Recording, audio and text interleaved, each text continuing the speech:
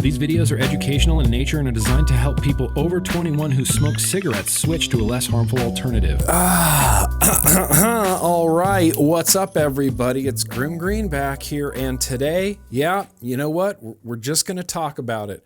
We're just gonna talk about the Empire chip. It's a sore subject for me.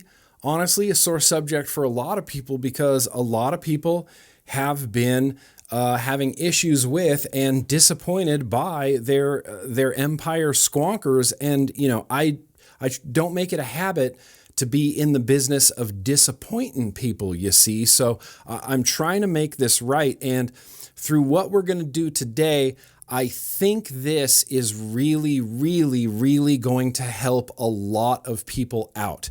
If someone out there is having Empire chip issues in the form of a voltage drop happening, and it generally happens when the battery gets at least 50% or lower, voltage drop will start happening. Sometimes it's in the like 1 through 5 watts sort of voltage drop. It gets to be more severe into like 10 and 15, watts worth of voltage drop when the battery drops down. If that is happening, you can always reach out to Vapors Cloud and get a replacement chip and install it yourself. That is kind of what the Empire is all about. The Empire and the Stubby use those non-soldered, like replaceable chips on the inside. This is a, user serviceable device. And truly and honestly, something like this, like solderless boards, has never been tried before.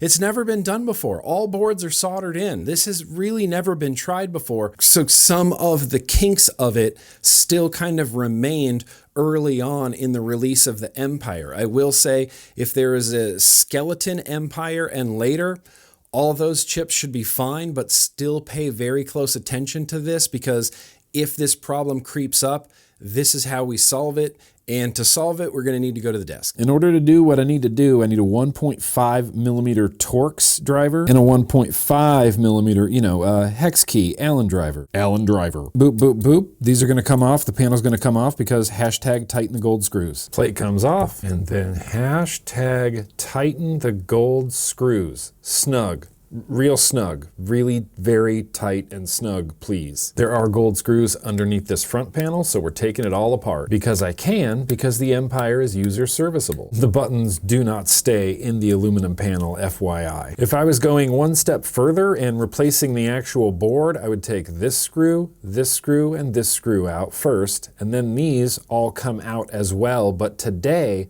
I'm just going to be tighten this, tighten this, tighten this. And it's because here's where the positive of the battery hits, right here, this contact, which is this contact, which travels down here to this contact. Whoop, this contact is this contact, which gives energy to the board. Then we're double checking snug. You too, buddy, you too. Get snug, bottom guy. And then we basically just put this back together the way we took it apart.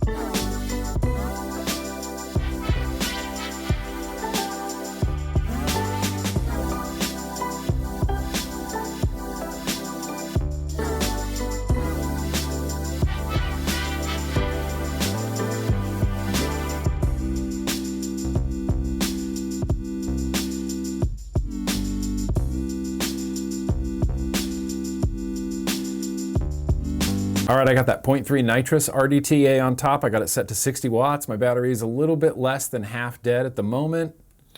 60 watts, 60 watts, 60 watts. 3 more times, 60 watts. Nice.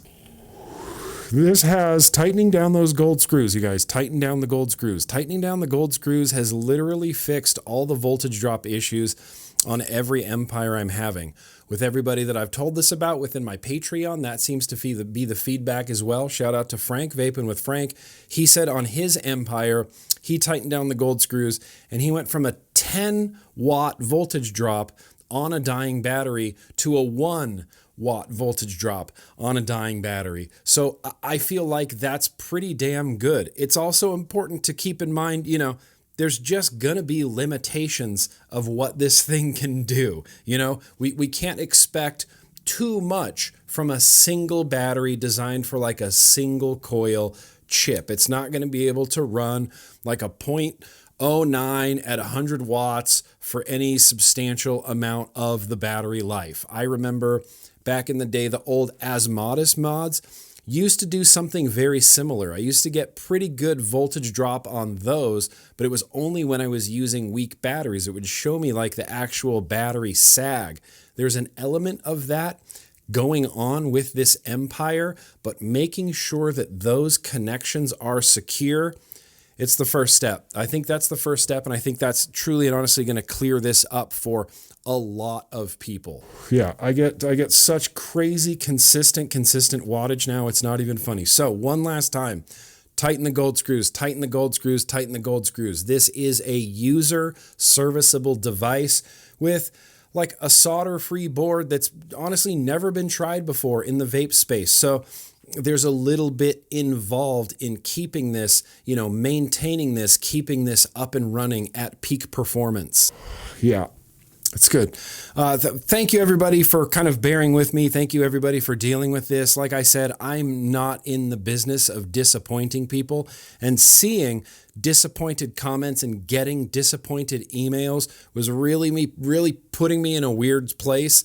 I'm glad we're getting to the bottom of what's causing this issue now. And don't forget that the option to reach out to Vapors Cloud and get a brand new chip, it is always there for you if this, for some reason, doesn't take care of the problem. I think it's going to take care of the problem. I think it's going to be great. I'm rambling now, so this video is over. If for some reason you're watching this video and you're a smoker of cigarettes, now is the time definitely to switch. I'll be your cheerleader. Better living through science, better living through technology. You can do this. There is a world of safer nicotine products on the market. In the description of this video, I'm going to put some links to Just Science, Just Education. This has been a GrimmGreen video. No matter what's in your hand, let's stay cigarette smoke free literally every single day. It's like 10:30 and I'm just gonna smoke, so